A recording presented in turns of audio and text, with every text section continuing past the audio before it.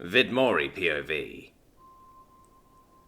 There was a bit of a disconnect between what just happened and what I experienced. I was expecting to be momentarily blinded by the brightness of the fire that erupted from my hands, or perhaps physically stunned by the blastback of the explosive power that knocked me to the ground. Yet I was perfectly fine, and my vision was wholly unaffected. In fact, the only reason I was delayed in immediately reacting was due to the lack of things affecting me. After a good 3 more seconds, I sat up to look around, spotting Rayveer safely behind the barrier of ice magic she had prepared before I started increasing the output of mana into the 2 flames I had within my hands. Her eyes were wide with worry, though I could sense her immediate relief when she saw me moving again. "Well then, that was quite the display, wasn't it?" I mused, before checking myself over. My poncho was definitely singed, and patches were still smouldering as I went about patting myself out. Rayveer dispelled her barrier as she made her way closer, looking me over as her eyes wandered my body looking for damage, but when she saw none, she frowned a bit.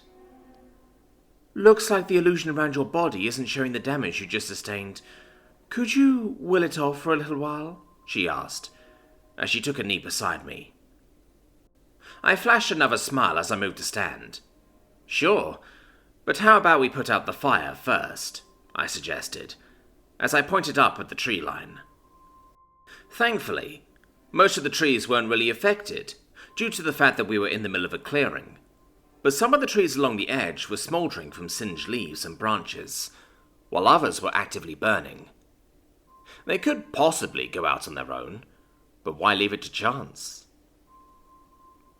I could sense Rayveer felt guilty about something, though she nodded as she looked up to the tree line and held out one of her hands.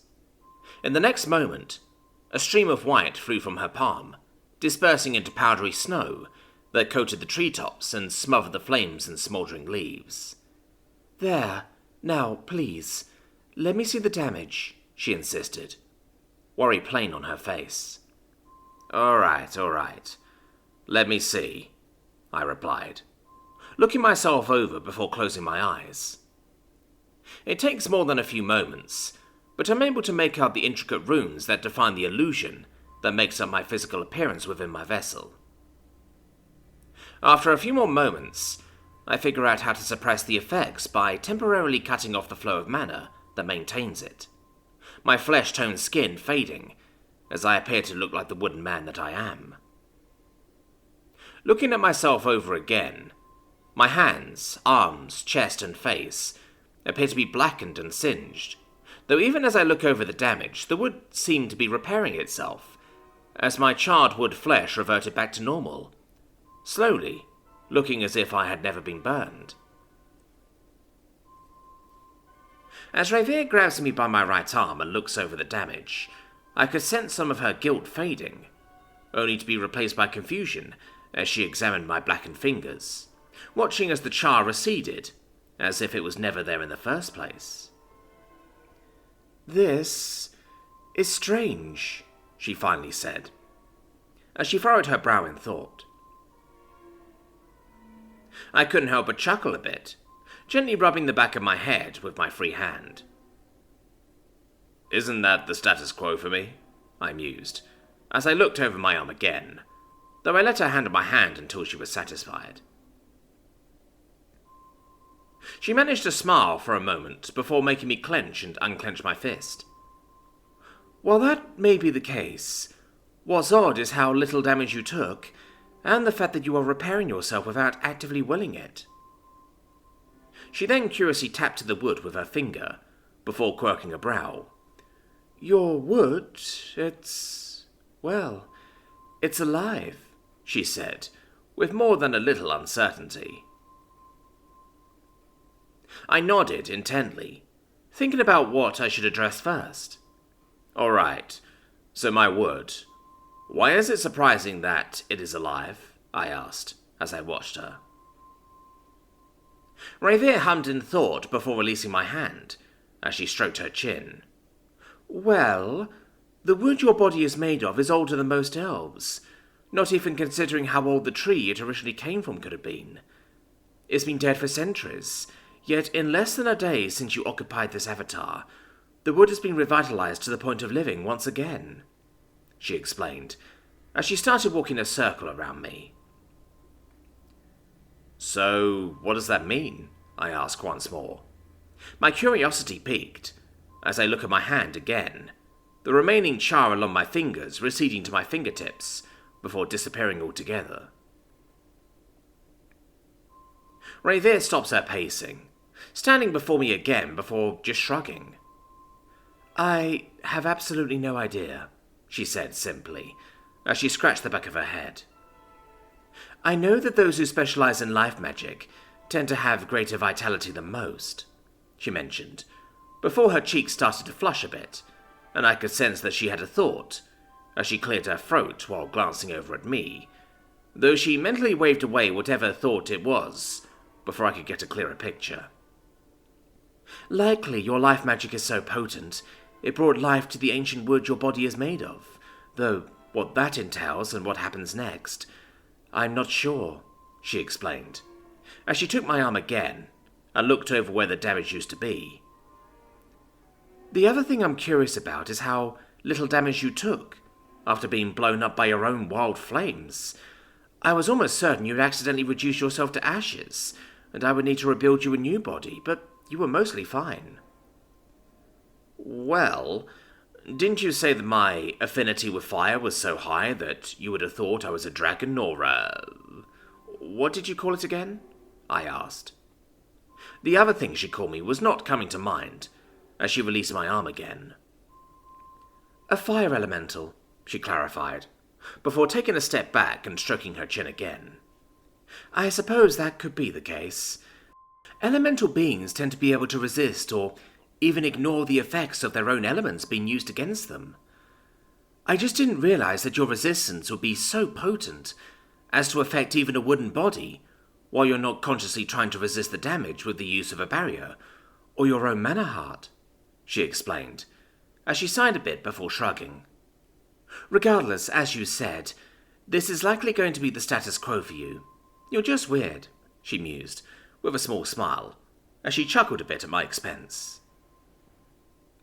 Let's try your hand at some of the other primal magics, and see how you handle the related hybrid branches. I smile in response, flexing my hand again before releasing the suppressing effect I had on the illusion runes in my vessel, the illusion of skin returning to my avatar as I look back over at Rayveer. Alright, let's do it. Isaac POV. Panting hotly and heavily, Isaac finds himself laying in the dirt once again, mud clinging to his skin as his sweat mixes with the dirt and grass beneath him. He rolled onto his back before looking up at Jolie, the brown-skinned half-elf flashing a charming smile down at him as she gave a little wave. "Done catching your breath?" she asked, a little too cheerfully for Isaac's taste. He sighed a bit as he moved to sit up. "Why is it that I'm always on the ground after sparring matches?" he said, feeling rather exasperated as he huffed, staying seated in the dirt as he supported himself by propping his hands on his knees. Jolie smiled kindly as she tilted her head at him. "Well, I don't know about any of your previous sparring matches, but it's likely because you're outclassed in both strength and stamina, among other things," she explained rather bluntly. Though as Isaac scowled, she quickly continued. "I mean no offence by it, but sincerely, you are weak, as are most people in the world. But we're going to change that," she said, as she tried her best to be encouraging. Isaac looked more than a little confused, as he looked between her and the pair of drakes that were sitting closely together. Between them were 3 eggs that had been carefully wrapped up in blankets and dried grass. The other Drake Warden had gone off somewhere else at some point, leaving him alone with Jolie. "And how are you going to accomplish that by beating me up?" he asked, sceptical yet curious, as he pushed off the ground and got to his feet. Jolie smiled some more as he got up again. By pushing your body to the limits, we have to get you ready for the initiation ritual, and by exhausting you, you'll be more receptive to the effects. Isa looked confused by the mention of the ritual, not having thought they were serious at first. Wait, you mean like an actual ritual? Not just some form of hazing? He asked, as he noticed how dirty he was, and made an attempt to dust himself off. Jolie chuckled a bit but nodded. Yeah, how else do you think you're going to get eyes like ours? She mused, as she gestured to his eyes, one of her fingers tapping at the bottom eyelid, as Isaac got a closer look, having not noticed that they were any different at first. Upon closer inspection, he saw that her pupils were vertical slits, almost like a cat, or rather, like their drakes. There are other side effects and physical features you could adopt, aside from the eyes, but they're the most common among the Drake Wardens. Besides that, you're already a month behind this current batch of apprentices. That's why Tobias let me in last to jumpstart your training. Well, that and other reasons, she mentioned cheerfully. Isaac blinked with surprise, not having expected any of that, as he opened and closed his mouth a couple of times to try and find his words. Jolie just smiled as she clapped her hands together before he spoke up. Now then, you've rested long enough. Start running laps around the clearing, and don't stop, even when your legs want to give out and your lungs start to burn, she instructed, with unnerving cheerfulness. Isaac hesitated for a moment, before doing as he was told. Starting his run as he did laps around the clearing, the drakes were watching, as he passed by them time and time again. Hours went by, as the evening sun dipped below the horizon, the stars and moons illuminating the forest. Isaac was soaked thoroughly with his own sweat, still, at least making the attempt to jog, as he repeatedly wiped at his eyes with his arm, to keep his vision clear. Jolie sat with a pair of drakes, reading a book beside a lit lantern, all while seemingly waiting for something. Eventually, Lars returned, the young human man looking over what was going on before him. All right, Isaac, you can stop running now. Come over and sit on your knees. Do your best to not collapse, he instructed with a sympathetic smile. Jolie snapped her book shut upon seeing Lars and sat up, grabbing her lantern as she walked up beside him. You sure took your time. Did you have any issues? She asked curiously. Lars smiled sheepishly, before shrugging, as he procured a vial that contained a viscous dark red liquid. Yeah, this place doesn't exactly have the best facilities for alchemy, but between their herbalist helping me improve some brewing equipment, and the cooks lending me an open flame stove, I managed to make do, he explained, as Isaac managed to almost crawl over and kneel down in front of Jolie and Lars. Lars then held out the vial in his hand before looking at Isaac.